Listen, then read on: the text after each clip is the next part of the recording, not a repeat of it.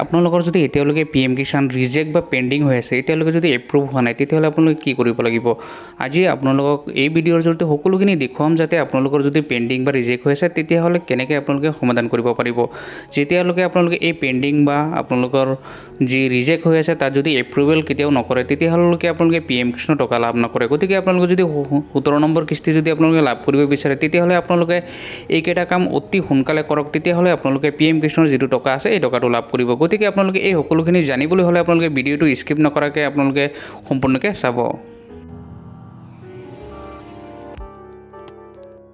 এতিয়া চাওক, প্ৰথমতে আপোনালোকে চাব লাগিব যে আপোনালোকৰ PM কিষাণটো ৰিজেক্ট হৈছে নে বা পেণ্ডিং হৈ আছে। সেইটো আপোনালোকে চাবলৈ হ'লে প্ৰথমতে আপোনালোকৰ যি PM কিষাণৰ যিটো ছাইড আছে, এই PM কিষাণৰ ছাইডত আহিব। ছাইডত অহাৰ লগে লগে আপোনালোকে চাব ইয়াত status of self registration, status of য'ত সেল্ফ ৰেজিষ্ট্ৰেশ্যন আছে, ইয়াতে আপোনালোকে ক্লিক কৰিব। ইয়াত ক্লিক কৰাৰ পিছত আপোনালোকৰ যি আধাৰ কাৰ্ড আছে, আপোনালোকৰ সেই আধাৰ কাৰ্ডৰ নাম্বাৰটো আপোনালোকে ইয়াতে বহাই দিব। ইয়াত আপোনালোকৰ কোনো ৰেজিষ্ট্ৰেশ্যন নাম্বাৰ নালাগে, জাষ্ট অনলি আপোনালোকৰ আধাৰ কাৰ্ডটো আৰু কেপচাৰ নাম্বাৰটো দি পেলাই আপোনালোকে ইয়াত ক্লিক কৰি দিব। এতিয়া ক্লিক কৰাৰ পিছত চাওক, আপোনালোকে ইয়াতে আপোনালোকৰ কি ৰিজেক্ট হৈছে নে পেণ্ডিং হৈছে, আপোনালোকে এই সকলোখিনি দেখা পাব ইয়াতে। যদি আপোনালোকৰ ৰিজেক্ট বা পেণ্ডিং হৈ আছে, তেতিয়াহ'লে আপোনালোকে বাকীখিনি কাম আপোনালোকে কৰিব লাগিব। এতিয়া বাকীখিনি কাম আপোনালোকে কৰিবলৈ হ'লে প্ৰথমতে আপোনালোকৰ যি ওচৰত যি CSC চেণ্টাৰ আছে, এই CSC চেণ্টাৰত গৈ আপোনালোকে যাব লাগিব। তাত গৈ আপোনালোকে প্ৰথমতে আপোনালোকৰ যি ৰেজিষ্ট্ৰেশ্যন প্ৰথমতে কৰি ৰাখিছিলে, যাৰ কাৰণে আপোনালোকৰ এপ্ৰুভেল হোৱা নাই, যাৰ কাৰণে ৰিজেক্ট হৈ আছে বা পেণ্ডিং হৈ আছে, তাৰ কাৰণে প্ৰথমতে আপোনালোকে পুনৰবাৰ আপোনালোকে তাত আপডেট দিব লাগিব। সেইটো আপডেট দিবলৈ হ'লে আপোনালোকৰ যি CSC চেণ্টাৰ আছে, আপোনালোকে তাত যাব লাগিব। তাত আপোনালোকৰ যি আধাৰ কাৰ্ড আৰু মাটিৰ যি কাগজ আছে, জমানবন্দী কপি, এই দুটা ডকুমেণ্টছ আপোনালোকে লৈ যাব। এই ডকুমেণ্টছখিনি লৈ যোৱাৰ পিছত আপোনালোকৰ যি CSC চেণ্টাৰ আছে, তেওঁলোকৰ যি ID পাছৱৰ্ড আছে, সেইটো দিয়ে প্ৰথমতে লগইন কৰিব। লগইন কৰাৰ পিছত আপোনালোকৰ যিটো মোবাইল নাম্বাৰ, যিটো আপোনালোকৰ আধাৰ কাৰ্ড আছে, এই আধাৰ কাৰ্ডটো দি পেলাই প্ৰথমতে ইয়াত চাৰ্চ কৰিব লাগিব। ইয়াত চাওক, আধাৰ কাৰ্ডটো দিয়াৰ পিছত যিটো কেপচাৰ কোড আছে, কেপচাৰ কোডটো বহাই পেলাই যি চাৰ্চ আছে, আপোনালোকৰ চাৰ্চত ক্লিক কৰি দিব। এতিয়া চাৰ্চত যেতিয়া ক্লিক কৰিব, চাওক এটা পে'মেণ্ট ইয়াত কৰিব লাগে, আৰু যিটো পে'মেণ্ট যি CSC চেণ্টাৰ আছে, এই CSC চেণ্টাৰে ইয়াত পে'মেণ্ট কৰিব। এই পে'মেণ্টটো হৈছে মাত্ৰ 5 টকা এটা ইয়াত পে'মেণ্ট কৰিব লাগিব। পে'মেণ্ট কৰাৰ পিছত বাকী যিখিনি ফাইল আপোনালোকৰ প্ৰথমতে আপলোড কৰা হৈছিলে বা যেতিয়া আপোনালোকে ৰেজিষ্ট্ৰেশ্যন কৰিছিলে, যিখিনি আপোনালোকে ডিটেইলছ তাত আপলোড কৰা হৈ আছিল, এই গোটেইখিনি ফাইলটো ইয়াতে খোল খাই যাব। এতিয়া চাওক, পে'মেণ্টটো যেতিয়া আপোনালোকে ছাকচেছফুলি হৈ গৈছে, তেতিয়া চাওক পুনৰ তাত যি আপোনালোকৰ নাম আছে, যি ডিটেইলছ আছে, তলত আহি গৈছে। তাত এতিয়া আপোনালোকে এইখিনি খোল খাবলৈ হ'লে প্ৰথমতে আপোনাৰ যিটো আধাৰ নাম্বাৰ অলৰেডি তাত শ্ব' কৰি আছে, তাৰপিছত আপোনালোকৰ যি কেপচাৰ কোডটো ইয়াত দেখুৱাইছে, আপোনালোকে কেপচাৰ কোডটো বহাই পেলাই পুনৰ চাৰ্চ কৰি দিব।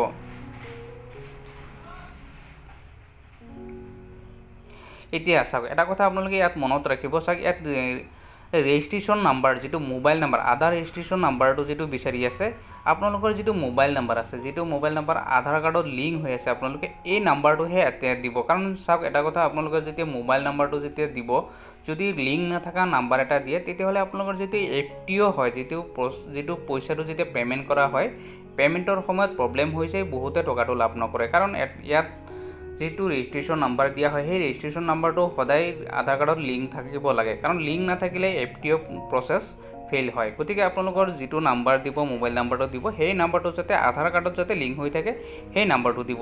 এতিয়া চাওক, সেই ৰেজিষ্ট্ৰেশ্যন নাম্বাৰটো দিয়াৰ পিছত যি কেপচাৰ কোড বিচৰা হৈছে, কেপচাৰ কোড বিচৰাৰ পিছত চেণ্ড OTPত ক্লিক কৰি দিব। এতিয়া চেণ্ড OTPত যেতিয়া ক্লিক কৰিব, এটা OTP আহিব। এই OTPটো আপোনালোকে পুনৰ ইয়াত বহাই দিব, আৰু কেপচাৰ কোডটো দি পেলাই আপোনালোকৰ যিটো বায়'মেট্ৰিক আছে, বায়'মেট্ৰিক ফিংগাৰ ল'ব লাগিব। কাৰণ বায়'মেট্ৰিক ফিংগাৰ নহ'লে আপোনালোকৰ যিটো মেইন ফাইল আপোনালোকে আপলোড কৰি ৰাখিছিলে, যি ছাবমিট কৰি ৰাখিছিলে, সেইটো কেতিয়াও খোল নাখায়। গতিকে আপোনালোকৰ যিটো বায়'মেট্ৰিক আছে, এই বায়'মেট্ৰিক দি পেলাই যিজন কাষ্টমাৰ আছে, কাষ্টমাৰজনৰ ফিংগাৰটো প্ৰথমতে লৈ ল'ব। লৈ লোৱাৰ পিছত আপুনি যিখিনি গোটেই তথ্য প্ৰথমতে দিয়া হৈ আছিল, এই গোটেইখিনি তথ্য ইয়াতে ওলাই আহিব।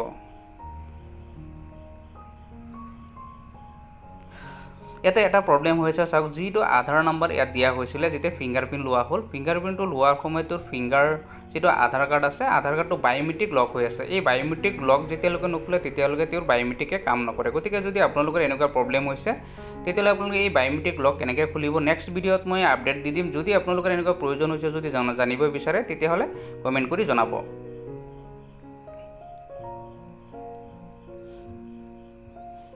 এতিয়া চাওক যেতিয়া বায়োমেট্ৰিক সাকসেসফুলি হৈ গৈছে তেতিয়া বায়োমেট্ৰিক লোৱাৰ পিছত চাওক গোটেইখিনি ডিটেইলছ ইয়াত অলৰেডি আহি আছে, গোটেই ফিল আপ হৈ আছে। প্ৰথমে যেতিয়া সাবমিট কৰা হৈছিলে তেওঁলোকে এই প্ৰথম গোটেই ডকুমেণ্টছ সহ আৰু যিখিনি ইয়াত তথ্যপাতি দিয়া হৈছে সকলোখিনি আহি গৈছে। তেওঁৰ নাম হওক, ফাদাৰ্ছ নেম হওক, যিখিনি দিয়া গৈছিলে আৰু যিখিনি মাটিৰ তথ্য দিয়া গৈছিলে প্ৰথমতে এই মাটিৰ তথ্যখিনি ইয়াত আহি গৈছে। এতিয়া চাওক আপোনালোকে ইয়াত আৰু এটা বস্তু চাব লাগিব, যিটো হৈছে মাটিৰ যিখিনি ডিটেইলছ, যিখিনি পাট্টা নম্বৰ হওক বা আপোনাৰ যি দাগ নম্বৰ হওক, এই পাট্টা নম্বৰ বা দাগ নম্বৰখিনি আপোনালোকৰ হাতত যি জবানবন্দী কপিটো আপোনালোকে যি সাবমিট কৰিব তাৰ পৰা চাই পেলাই পুনৰ আপোনালোকে এইখিনি ভৰাই। এতিয়া চাওক যদি আপোনালোকৰ আগতে যি দাগ নম্বৰ বা পাট্টা নম্বৰ বহাইছিলে সেইখিনি হয়তো ভুল হৈ আছিলে, যাৰ কাৰণে আপোনালোকৰ যিটো PM কিষাণৰ ৰেজিষ্ট্ৰেশ্যন আছিলে সেইটো ৰিজেক্ট কৰি থৈছে। গতিকে আপোনালোকৰ যিটো শুদ্ধ জবানবন্দী কপি আছে তাত যিটো পাট্টা নম্বৰ আৰু দাগ নম্বৰ আছে সেইটো বহাই দিব। বহাই পেলাই আপোনালোকৰ যিটো জবানবন্দী কপি দিব এই জবানবন্দী কপিটো ইয়াতে আপলোড কৰি দিব। আপলোড কৰাৰ পিছত আপোনালোকৰ ছাকচেছফুলি আপোনালোকৰ এই যেতিয়া আপলোড হৈ যাব তেতিয়াহ'লে আপোনালোকৰ যি ৰেজিষ্ট্ৰেশ্যন নম্বৰ আছে এই ৰেজিষ্ট্ৰেশ্যন নম্বৰটো ওলাই আহিব।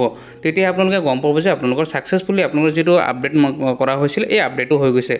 এতিয়া চাওক আৰু এটা কথা আপোনালোকে ইয়াত মনত ৰাখিব, যদি আপোনালোকৰ ছাকচেছফুলি আপডেট হৈ যায় তাৰপিছত আপোনালোকে চেক কৰি চাব পাৰিব পুনৰ যে প্ৰথমতে যেতিয়া আপোনালোকে চাইছিলে তাত যদি ৰিজেক্ট হৈ আছিলে তেতিয়াহ'লে পুনৰ আপোনালোকে লগে আপোনালোকে চেক কৰি চাব পাৰিব। সেইটো চেক কৰিবলৈ হ'লে আপোনালোকৰ পুনৰ আপোনাৰ যিটো ৰেজিষ্ট্ৰেশ্যন ছাইট যিটো আছিলে, যিটো PM কিষাণ সেই ছাইটটোত আপোনালোকে যাব। তাত গৈ যিটো সেল্ফ ৰেজিষ্ট্ৰেশ্যন ষ্টেটাছ যিটো সেল্ফ ৰেজিষ্ট্ৰেশ্যন আছিলে এই সেল্ফ ৰেজিষ্ট্ৰেশ্যনত গৈ আপোনালোকে পুনৰ চেক কৰি চাব পাৰিব।